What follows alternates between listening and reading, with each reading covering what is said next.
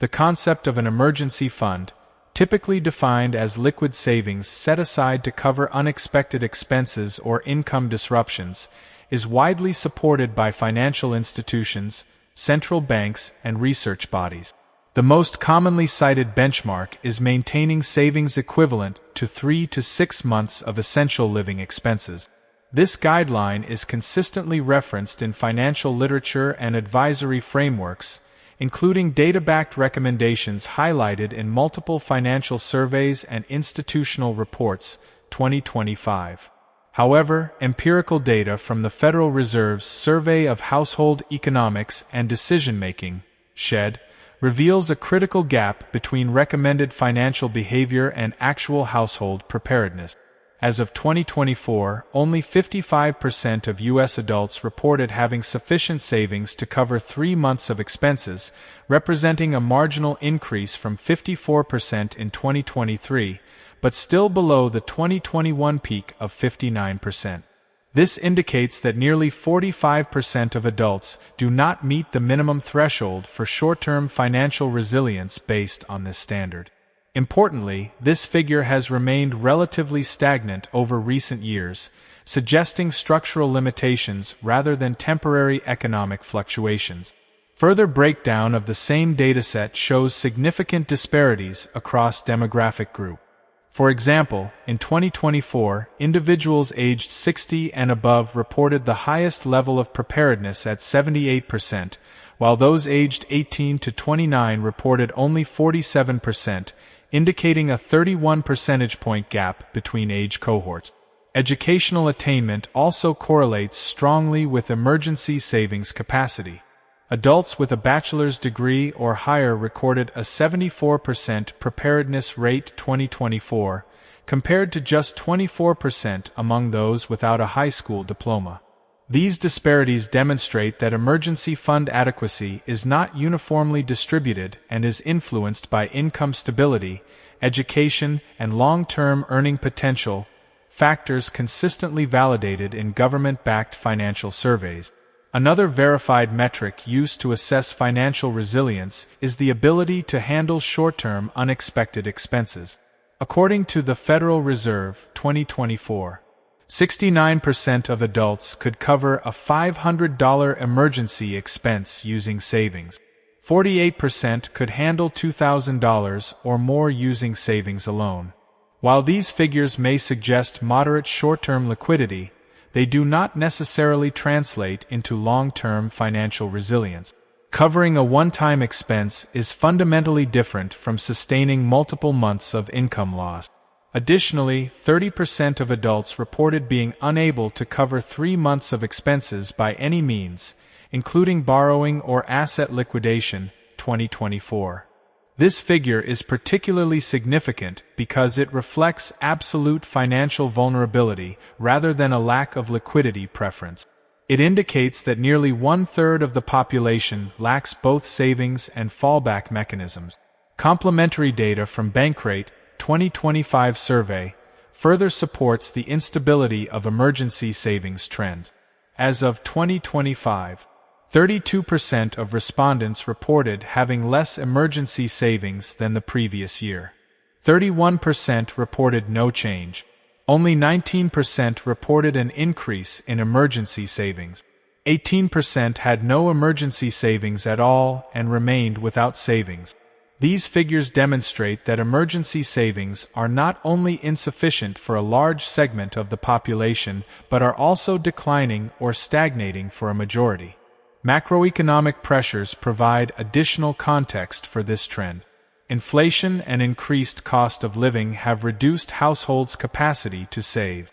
Although exact inflation-adjusted erosion of emergency funds varies by region and income group, the persistence of reduced savings levels across multiple surveys suggests a systemic constraint rather than individual financial mismanagement. Behavioral data also supports this conclusion. According to Federal Reserve findings, 2024, individuals who consistently spend less than their income are significantly more likely to maintain emergency saving. Specifically, 85% of individuals who regularly have leftover income maintain a 3-month emergency fund. Only 13% of those who never have surplus income maintain such savings. This highlights that income surplus, not budgeting strategy alone, is a primary determinant of emergency fund adequacy. Another measurable indicator of financial strain is the increasing reliance on alternative funding sources during emergencies. Verified reports indicate a rise in hardship withdrawals from retirement accounts.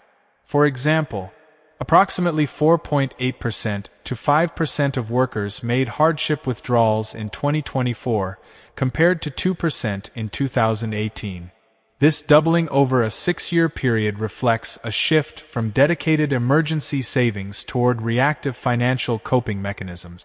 In addition, median liquidity levels remain significantly below recommended threshold. According to Federal Reserve data, 2023, cited in 2024 analysis, the median transaction account balance was approximately $8,329. This is substantially lower than the estimated $33,110 required to cover 6 months of expenses for an average household. 2024 analysis. Even without adjusting for inflation into 2025 to 2026 values, no verified updated figure available, the gap between actual savings and recommended reserves remains large. Confirmed facts summary, paragraph 1. 55% of adults have 3-month emergency savings, 2024. 30% cannot cover 3 months of expenses by any means, 2024. 69% can cover $500 emergency expenses, 2024. Only 19% increased emergency savings in 2025. Median savings, $8,329, far below required $33,110 benchmark. Hardship withdrawals doubled from 2%, 2018, to 5%, 2024. The structural limitations of traditional emergency fund models become clearer when examined through macroeconomic data, labor market volatility, and liquidity behavior patterns. The standard recommendation of maintaining 3 to 6 months of expenses assumes income stability, predictable expenses, and uninterrupted access to liquid funds. However, verified labor statistics indicate that these assumptions do not consistently align with real-world conditions. According to the U.S. Bureau of Labor Statistics (BLS), as of January 2026, the average unemployment duration was 20.8 weeks, approximately 5.2 months. This figure is critical because it directly overlaps with the upper bound of the traditional emergency fund recommendation. However, the same dataset shows that a significant portion of unemployed individuals experience longer durations of joblessness. Specifically, in 2025, approximately 20.6% of unemployed individuals were jobless for 27 weeks or more, categorizing them as long-term unemployed BLS 2025. This introduces a measurable mismatch. While the upper emergency fund guideline suggests 6 months of coverage, a verified segment of the population requires liquidity beyond that timeframe. The data does not support the sufficiency of a fixed-duration emergency fund for all individuals, particularly in volatile labor market. Income volatility further complicates this model. According to research from the U.S. Financial Health Network, 2024, approximately 42% of U.S. households experienced income volatility, defined as fluctuations in monthly income level.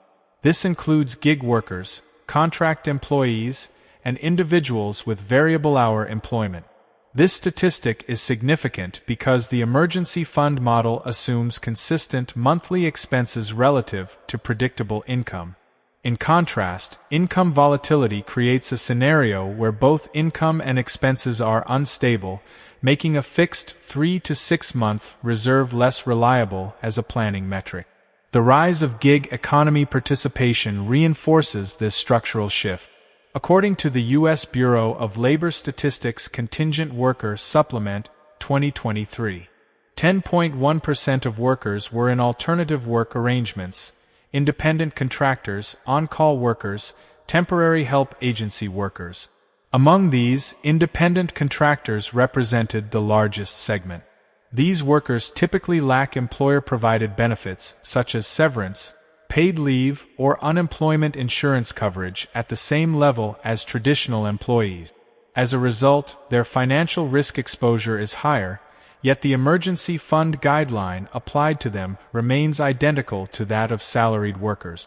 No verified data supports a differentiated emergency fund standard based on employment type. Liquidity constraints also play a measurable role in the effectiveness of emergency fund.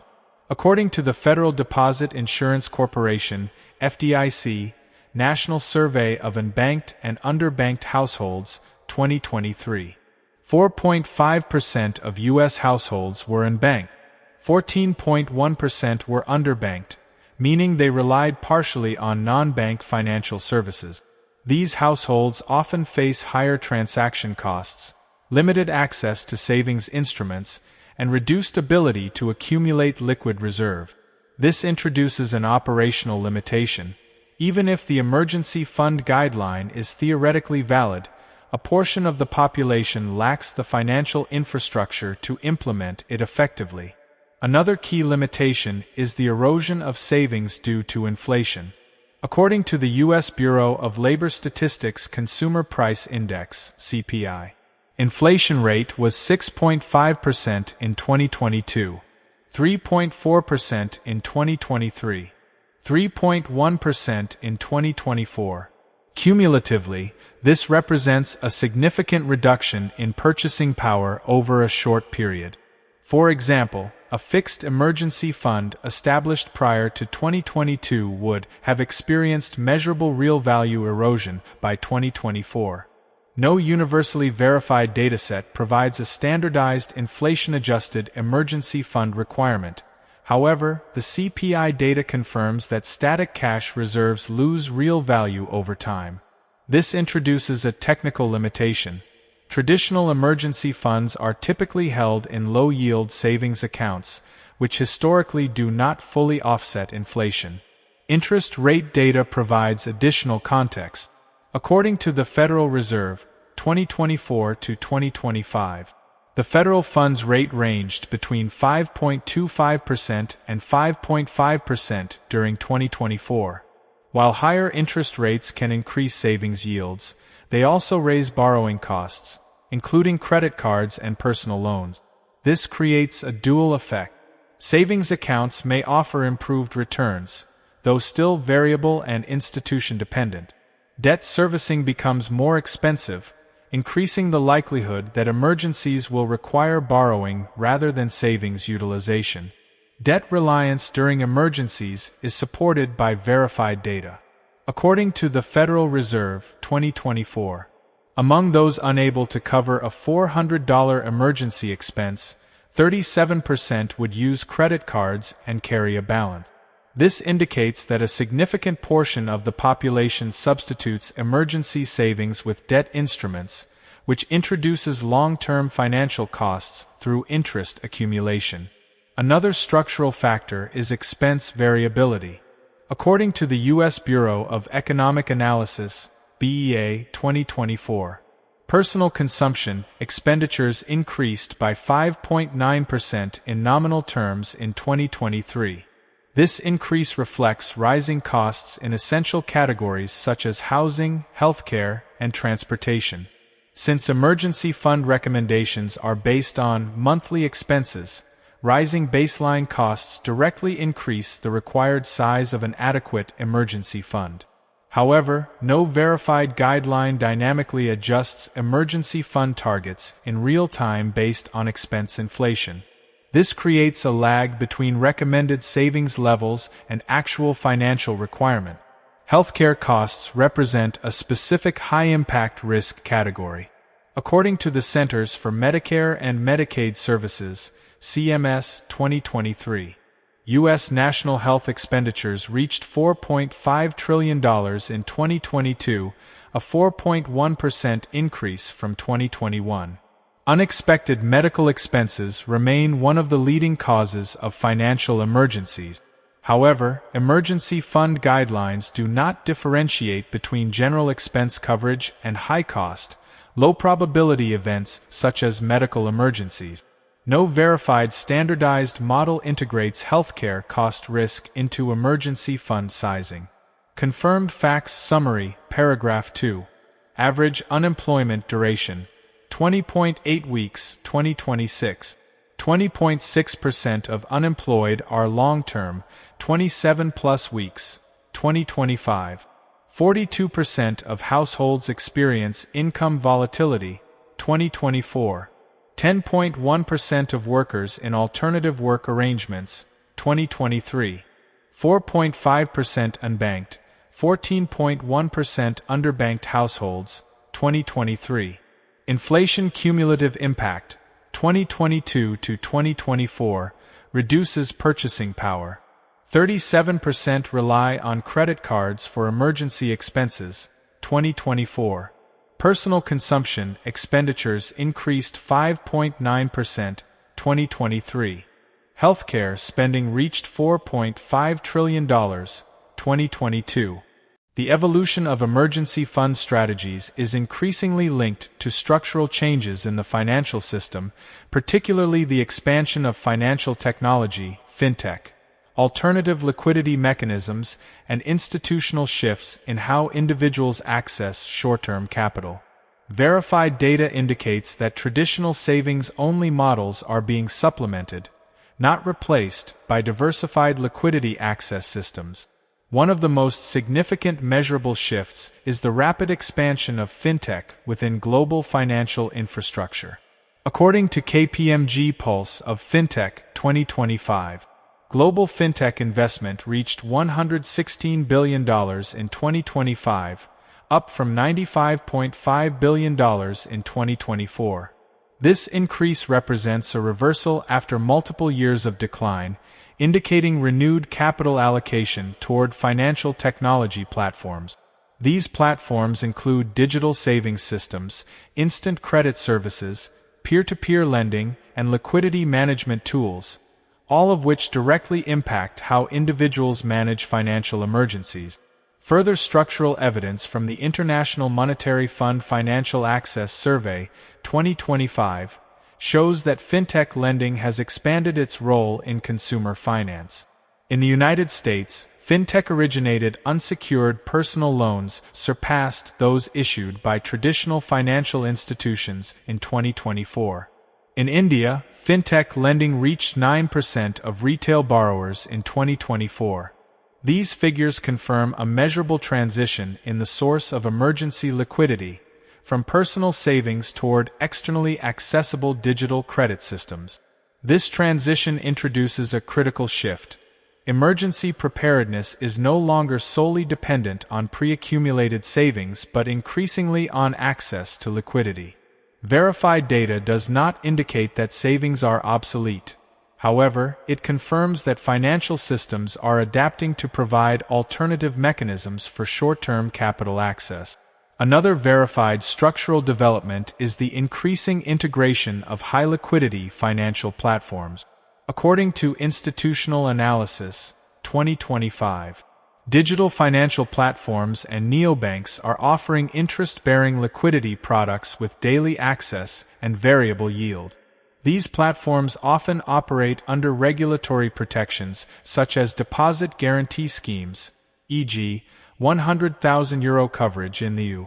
This introduces a functional distinction between traditional emergency funds, typically held in low-yield accounts, and modern liquidity tools that combine accessibility with yield optimization.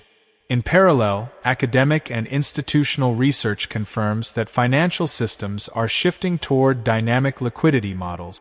A 2025 peer-reviewed study on financial systems highlights that traditional static financial models fail to capture real-world liquidity behavior under stress conditions and that modern frameworks incorporate multiple variables such as liquidity velocity, market stress indicators, systemic risk parameters, While this research operates at a macroeconomic level, it reinforces a key data-backed conclusion. Financial resilience is increasingly modeled as a dynamic system, not a fixed reserve amount. Another measurable development is the emergence of digital assets and programmable liquidity systems. According to Verified Research 2025, stablecoin market capitalization exceeded $250 billion in 2025. These instruments are designed to provide near-instant liquidity and are increasingly integrated into payment and settlement systems. However, they also introduce liquidity risk during periods of market stress, requiring regulatory frameworks and reserve backing mechanisms. This demonstrates that while new liquidity tools expand access, they also introduce new forms of systemic risk not accounted for in traditional emergency fund models. Behavioral adoption of fintech tools is also supported by academic research. Studies published in Fintech Journal 2025 confirm that integration of artificial intelligence and digital platforms has significantly reshaped financial behavior, including savings, borrowing, and liquidity management practices. This transformation is not theoretical. It reflects measurable changes in how individuals interact with financial systems, including the shift from static savings accumulation to active financial management using digital tools. Additionally, fintech platforms are structurally different from traditional banks. According to Institutional Analysis 2025, fintech firms generate value through transaction volume and platform usage, rather than traditional deposit-based lending models. This distinction is critical because it explains why fintech platforms can offer faster liquidity access but may operate under different risk and regulatory framework. The growth of integrated financial ecosystems, often referred to as super apps, further supports this transition. These platforms combine payments, savings, credit, and investment services into a single interface, enabling users to manage liquidity in real time rather than relying on pre-allocated emergency fund. Structural shift identified, verified.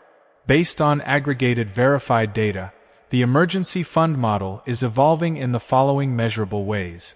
From static reserves to dynamic liquidity access, supported by fintech lending growth and platform-based finance. From savings-only models to hybrid systems. Combination of savings, credit access, and digital financial tools, from fixed benchmarks to variable financial resilience, influenced by income volatility, inflation, and employment instability, from bank-centric systems to platform-based ecosystems. Fintech platforms increasingly mediate financial access. Confirmed Facts Summary, Paragraph 3.